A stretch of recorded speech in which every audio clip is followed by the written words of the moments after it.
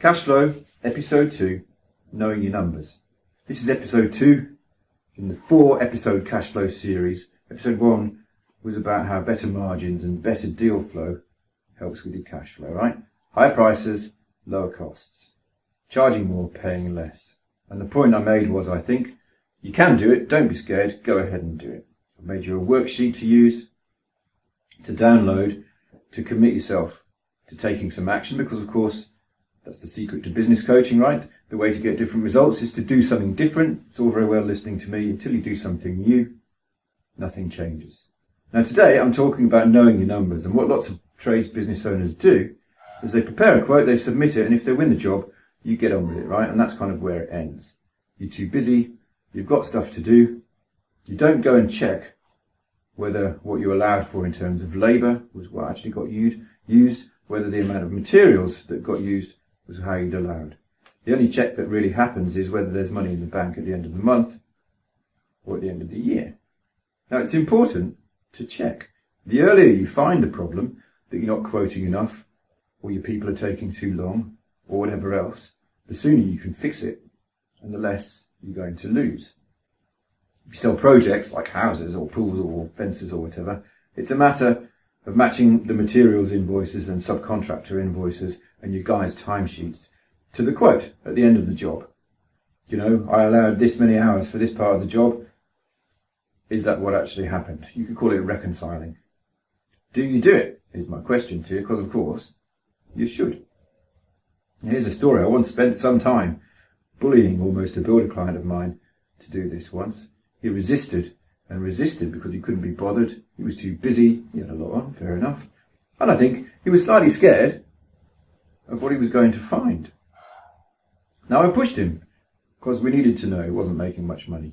And he did it, and he called me to say, I've been underquoting on roof trusses on this last job. I quoted 10 days. They've taken 14. That's a team. It's cost me 13,000. So he was out of pocket 13,000, and he wouldn't have known if he hadn't done this checking, right? It happens. This is a builder with 30 years of experience. He's not an idiot. Okay? These things happen. It's important to check. You're going to make mistakes. Things are going to go wrong. It's important to check. And like I've said, the sooner you find the problem, the sooner you can take action and fix it, and the smaller your losses are going to be.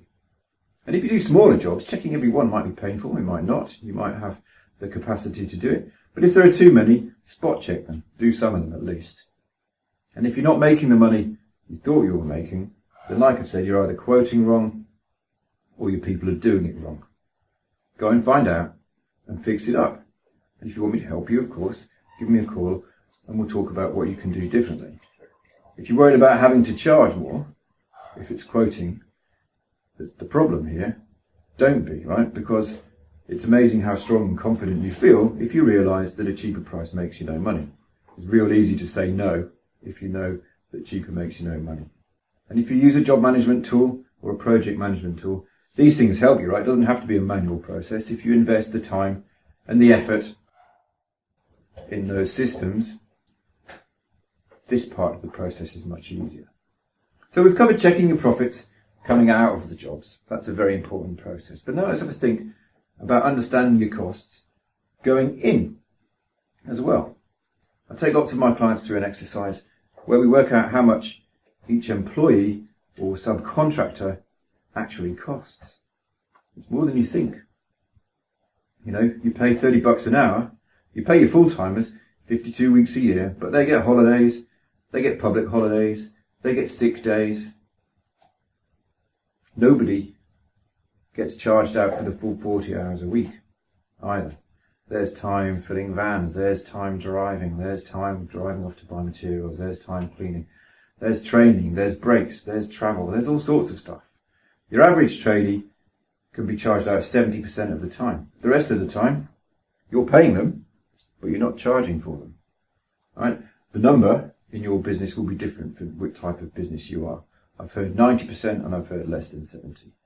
You need to do your own homework and understand your numbers in your business. And this is equally true for subcontractors, unless they're paid on a quote, which is very different. If you're paying them by the hour, this metric's still true. Understand what it is for your business. Check your timesheets. How many hours does each person get charged to a job? versus how many hours do you have to pay them for. You can do that every day, you can do that every week, you can do that over a month. Understand this, and then you need to factor it into your pricing structure. I've made a video called The True Cost of Employment, and we can go through that there. Okay? And one more point, on top of your labour costs and your materials costs, your jobs need to bring in enough money to cover your overheads as well. So do they? Calculate what you spend on overheads over a year, divide it by the number of days you trade. 220 is a normal trading year.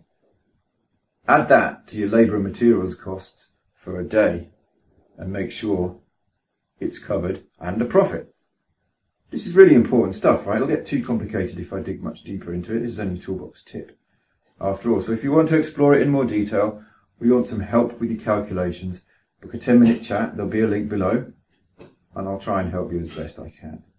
Like I said, I'm John. I'm from Smallfish Business Coaching. Cash flow is important. We covered margins last week. Now we've covered knowing whether your margins are what you thought they were, right? Know them going into a job, and know and check that you were right coming out of the job as well. See you later.